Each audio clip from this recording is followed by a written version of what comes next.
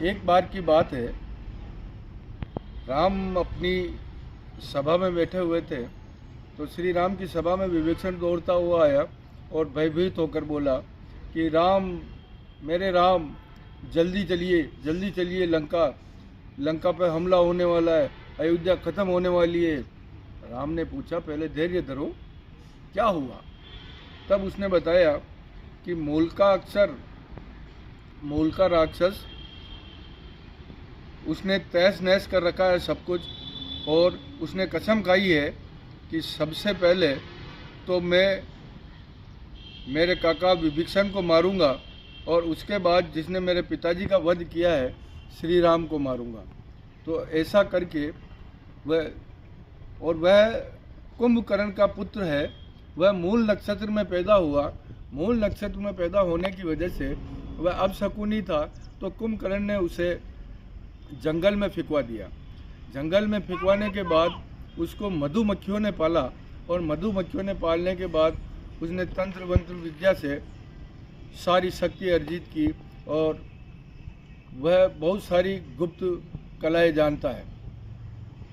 तो वह जल्दी आने वाला है, आप लंका चले मेरे साथ। तो सीताराम,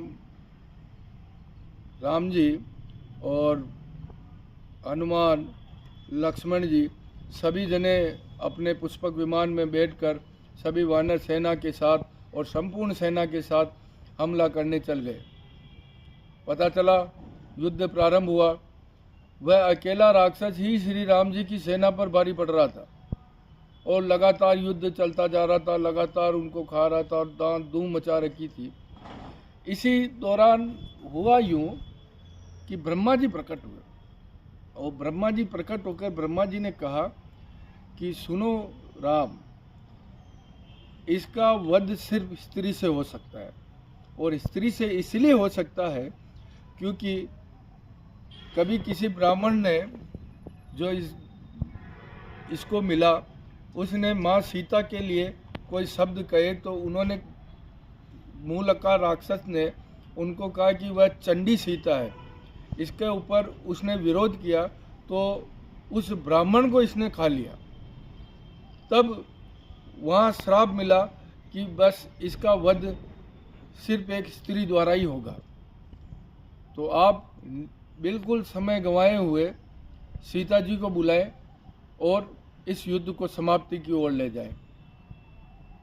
इस दौरान जब यह सब प्रकरण चल रहा था, तब एक सूचना और आई कि वह अपनी गुफा में बैठकर बहुत सारी गुप्त रूप से साधना करता है।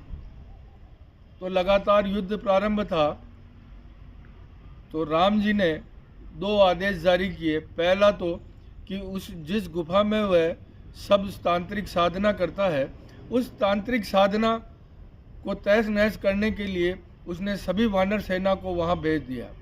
और दूसरा, गरुड़ जी को और हनुमान जी को, दोनों को अयोध्या भेजकर सीता मैया को लाने भेज दिया।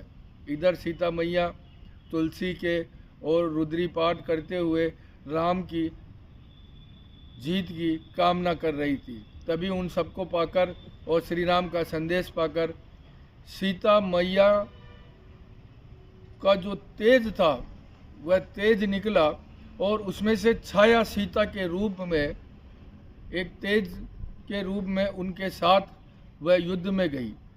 और युद्ध में जाने के बाद जब वानर उस गुफा के अंदर तहस नहस कर रहे थे और वह साधना कर रहा था, तब वह दांतों को बीच रहा था और उनके ऊपर गुस्सा हो रहा था।